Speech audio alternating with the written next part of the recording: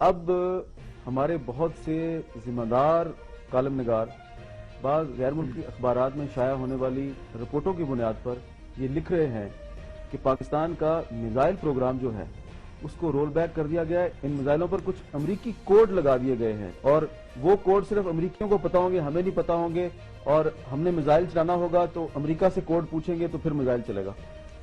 دیکھیے بات یہ ہے کہ اگر ہم میزائل جیسی کمپلیکیٹڈ چیز یا نیوکلیر ویپن جیسی مشکل چیز بنا سکتے ہیں تو ہم ان کی حفاظت کرنا بھی خوب جانتے ہیں.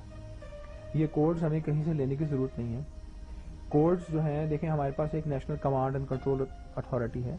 نیشنل کمانڈ اتھارٹی جو ہے اس کا ایک کمانڈ اینڈ کنٹرول ونگ ہے جو کہ جتنے ہمارے نیوکلیر ویپنز ہیں, ہماری میسائلز ہیں, ان کو کنٹرول کرتا ہے. تو کنٹرول کا جو نظام ہے وہ دنیا کا جو بہت سب سے زیادہ اس وقت ایڈوانس نظام ہے وہ ہم نے اپنایا ہوا ہے. اور اس نظام کا یہ ایک بہت اہم حصہ ہے کہ آپ کے جتنے ویپنز ہیں ان میں سیکرٹ کوڈز لگے ہوں تاکہ ویپن جو ہے وہ جب اس کو چلانے کی ضرورت پڑے تو اس وقت جو شخص چلا رہا ہے اس کو کوڈ دیا جاتا ہے. اس وقت چند لمحے پہلے دیا جاتا ہے اور وہ کوڈ اس میں جب وہ کمپیوٹر سے فیڈ کرتا ہے تو پھر وہ ویپن آرم ہوتا ہے اور اسی صورت میں وہ ویپن چل سکتا ہے. تو یہ کوڈز ہم نے خود بنائے ہوئے ہیں. ویپنز جس وقت مینوفیکچر ہوتے ہیں یہ اس وقت ان میں لگائے جاتے ہیں, یہ بعد میں ان میں نصب نہیں کیے جا سکتے. یہ کوڈز ہماری کمانڈ اتھارٹی کو پتا ہے کہ وہ کیا ہے اور یہ بہت محفوظ ہیں. اچھا, یہ ایک بڑی اہم بات بتائی, یہ کوڈ جو ہے ویپن بننے کے بعد اس میں فٹ نہیں ہو سکتے, یہ مینوفیکچرنگ کے وقت فٹ ہوتے ہیں. اچھا, اور یہ جس وقت ہم بناتے ہیں اس وقت ہم اس میں لگا دیتے ہیں. تو یہ ایسی چیز نہیں ہے کہ کوئی ویپن اٹھا کر لے جائے اور جا کر اس کو جو مرضی کوئی چلا لے. یہ ویپن اس طرح سے نہیں چل سکتے. ان کی سیفٹی بہت زیادہ اہمیت کی ہمیں ہوتی ہے اور یہ بناتے وقت ہم اس کا خاص خیال رکھتے ہیں. اچھا, آپ نے کہا کہ آپ ان ویپنز کی حفاظت کرنا بھی خوب جانتے ہیں. بالکل جانتے ہیں. سیمور ہرش ہیں, ایک معروف امریکی صحافی ہیں, کئی کتابیں لکھی ہیں.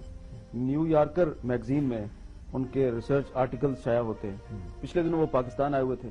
یہاں پر انہوں نے لوگوں سے کہا کہ پاکستان کے جو ایٹمی اثاثے ہیں, ایٹامک ایسٹس, بڑے غیر محفوظ ہیں.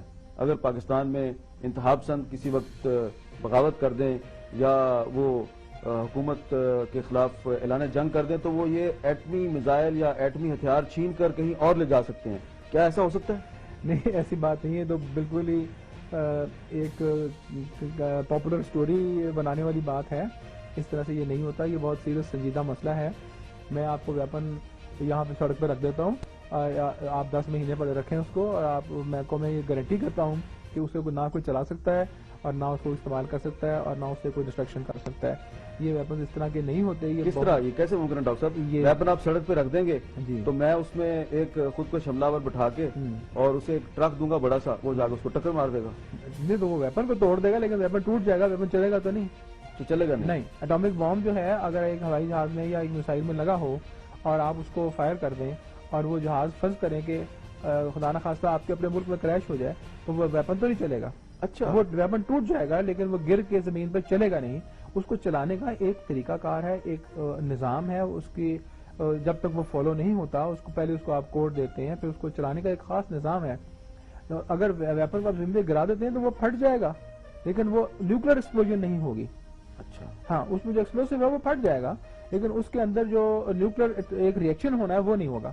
تو وہ تو ایسے ہی ہوگا جیسے آپ نے 100 کلو گرام بارود پھاڑ دیا. یہ جو سیمور ہرش صاحب جو بڑے ہی سینئر امریکی صحافی ہیں, وہ جب ایسی چیز لکھتے ہیں تو کیا انہیں معلومات نہیں ہوتی یا ویسے وہ پروپیگنڈا کے طور پہ لکھتے ہیں؟ میرا خیال ہے کہ وہ ان کے عزائم کچھ پروپیگنڈا کے ہوں گے یا جیسے میں نے کہا نا ایک پاپولر سٹوری شائع کرنے کے ہوں گے. وہ اس میں کوئی سائنس نہیں ہے ان کی بات میں. اچھا, اس طرح ویپن نہیں چلتے.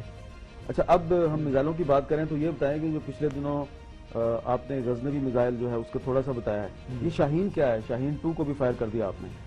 شاہین 2 اس وقت ہمارا جتنے میسائل پاکستان میں بن رہے ہیں, حطف 1 سے لے کے اور پھر ابدالی ہے, پھر غزنوی ہے, پھر شاہین 1 ہے ورژن 1, شاہین 1 ورژن 2 ہے, پھر یہ ہے شاہین 2 ہے.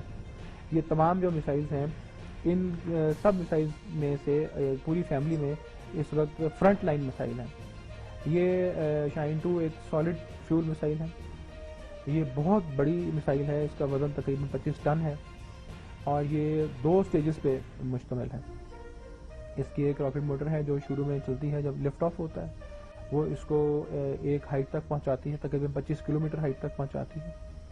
اس کے بعد پھر سیکنڈ سٹیج کی راکٹ موٹر وہ ایکٹیویٹ ہوتی ہے, وہ چلتی ہے, اور پہلے سٹیج کی راکٹ موٹر جو ہے وہ اس وقت علیحدہ ہو جاتی ہے. پھر سیکنڈ سٹیج جو ہے وہ اس کو لے کر مدار میں تقریباً 130 کلومیٹر ہائٹ تک پہنچاتی ہے. اس کے بعد پھر اس کا جو ری انٹری وہیکل ہے جس میں وار ہیڈ بھی شامل ہے اور گائیڈنس اینڈ کنٹرول, جو terminal guidance and control system وہ بھی شامل ہے, وہ اس کو ری انٹری وہیکل کہتے ہیں. پھر وہ علیحدہ ہوتا ہے دوسرے سٹیج کی موٹر سے, وہ اس کو لے کے آگے بڑھتا ہے اور وہ اس میں بڑے ایکوریٹ کریکشنز کر کے اور اس کو پھر تقریباً 600 کلومیٹر کی ہائٹ تک, بلندی تک لے کر جاتا ہے, اور وہاں سے پھر اس کو نیچے لاتا ہے اور یہ ایٹماسفیئر میں داخل ہوتی ہے اور اپنے ہدف پہ جا کے لگتی ہے. پہلے یہ 600 کلومیٹر اوپر جاتی ہے جی, تو آگے پھر اس کی رینج کتنی ہے؟ اس کی ٹوٹل رینج جو ہے وہ 2500 کلومیٹر ہے. اچھا. اور ہم نے اس کو ابھی جو فائر کیا ہے وہ تقریباً ہماری جو سمندری حدود ہیں جو پاکستان کے کنٹرول میں ہیں اس کے آخری حد تک فائر کیا ہے, جو کہ تقریباً 2000 کلومیٹر ہیں. ہم نے 1800 کلومیٹر کا ٹارگیٹ اس لیے سلیکٹ کیا تھا. تو اس کی ٹوٹل رینج 2500 کلومیٹر. شاہین 1 میں اور شاہین 2 میں بنیادی فرق کیا ہے؟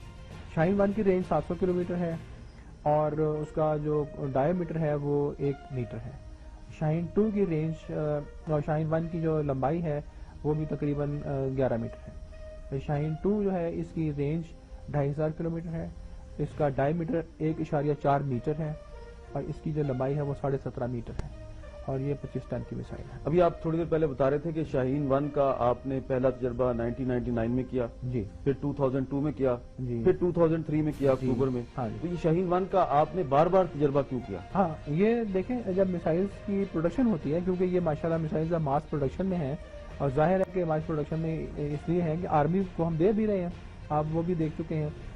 تو ماس جو کہ پروڈکشن ہے تو اس کا ایک طریقہ کار ہوتا ہے کوالیفیکیشن کا, کہ آپ ایک بیچ بناتے ہیں میسائلز کا اور ہر بیچ میں سے آپ ایک میسائل اٹھا کر فائر کرتے ہیں. تو وہ میسائل اگر اپنے پرفارمنس کے مطابق, اپنے اسپیسیفکیشنز کے مطابق ٹھیک طرح سے کوالیفائی کر جائے تو پھر یہ کہا جاتا ہے کہ بیچ پورا کوالیفائی کر گیا. اچھا ڈاکٹر صاحب, اب ہم بات کرتے ہیں تھوڑی پرولیفریشن پر. جی, جی, یہ میرے پاس ایک 4 سال پہلے کا اشتہار ہے, پاکستان کے انگریزی اخبارات میں شائع ہوا تھا اور اس وقت آپ ایٹامک انرجی کمیشن میں تھے.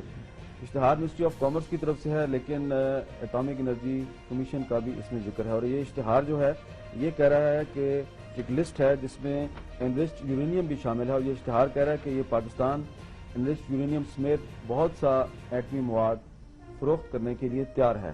تو اس وقت آپ ایٹامک انرجی کمیشن میں تھے اور اسی اشتہار کی بنیاد پر اپوزیشن کی ایک لیڈر بے نظیر بھٹو صاحبہ مختلف مغربی ممالک میں یہ دعویٰ کر رہی ہیں کہ جنرل پرویز مشرف کے دور میں پرولیفریشن شروع ہوئی. تو اس کا آپ جواب دینا پسند کریں گے؟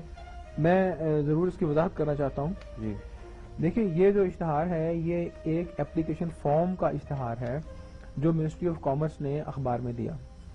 اس اپلیکیشن فارم کو اگر آپ دیکھیں, دنیا کے جتنے بھی ممالک ہیں جو کہ نیوکلیئر مٹیریلز بناتے ہیں یا ایسے ڈوئل یوز آئٹمز بناتے ہیں جو کہ نیوکلیئر پروگرام میں بھی استعمال ہو سکیں اور پیسفل ان کی استعمال بھی ہو, وہ تمام ممالک اپنے سامان کو, اپنے ایسے کمپوننٹس کو, اپنے ایسے مٹیریلز کو کنٹرول کرنے کے لیے کہ وہ غلط ہاتھوں میں نہ چلے جائیں ایکسپورٹ ہو کر, وہ یہ فارم وہاں پہ بھی اویلیبل ہوتا ہے.